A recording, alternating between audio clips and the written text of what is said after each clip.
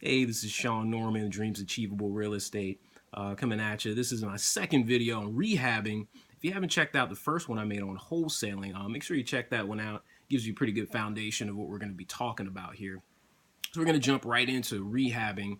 Don't worry about all the numbers up here. I'm going to go through these, one line at a time, explain everything to you, make it simple for you. But okay, so rehabbing. So what are we doing when we're a real estate investor and we're rehabbing a property? We are basically taking a property as is, in the state that it's in, and we're turning it into a retail property or a new property. You walk through a house, a real estate agent, takes you through an open house and shows you this property, and it's in its best looking condition. It looks brand new. So we're taking a property that is in the condition as is, may need some work, may need some repairs, may need some cleaning, and we're putting 3 to 6 months worth of work in that property and some money in that, so that we are able to add value to that property and get the maximum amount from that property, or what we call the after repair value, what that property is going to sell for on the market, the maximum that you get from that property. So that's what we're doing with rehabbing. So rehabbing. This is the formula for rehabbing: maximum allowable offer. So this is the maximum that I'm going to offer the seller, the person that, me as the real estate investor, I'm going to be purchasing that property from either someone that is wholesaling it, to me, or someone that is a motivated seller. Basically someone that is going to sell that property for less than the after repair value. Someone that's going to sell that to me. We do that through traditional marketing. Someone may answer one of the ads that we put out there. We buy houses, or I may get someone that is flipping the property to me. A wholesaler that's saying, hey, I got this property under contract for $85,000. It's worth $150,000. Do you want to buy this property from me? So we work the numbers there, and if the numbers look good, then yeah, we want to buy this property from you. So we're going to show you how to do that and how you can make a significant profit. The numbers for rehabbing a property are significantly more than for wholesaling. So we're going to go over that with you now. So the maximum allowable offer, the maximum amount I am purchasing this property for, is 70% of the after repair value, the final value that we're going to get from that property, minus the repairs. So in this example here, the after repair value is $150,000. The repairs are $20,000. It needs $20,000 worth of work. The property does. So 70% of $150,000 minus $20,000. That's where we get $85,000.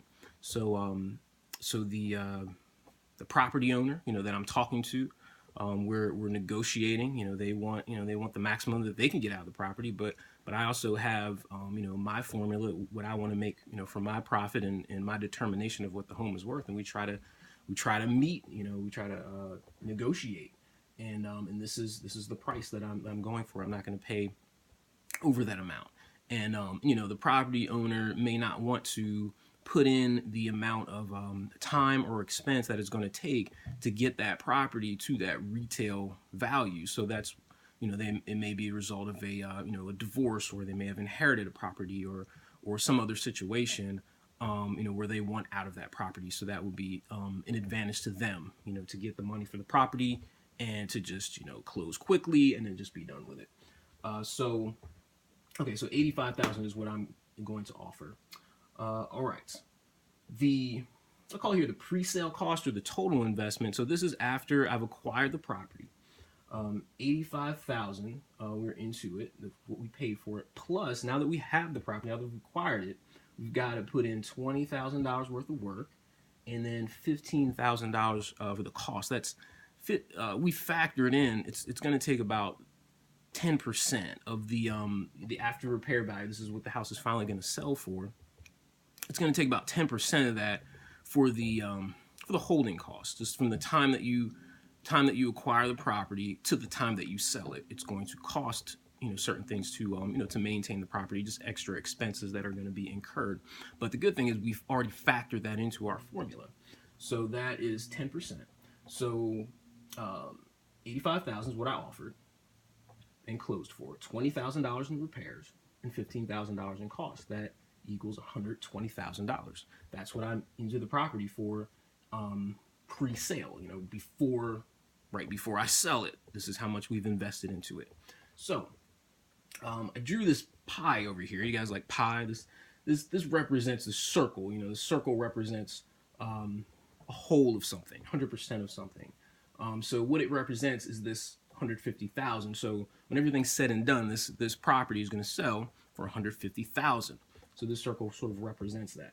So the 70% is what I made my offer for. Remember this? 70% of the after repair value. That's what I made my offer, you know, based on.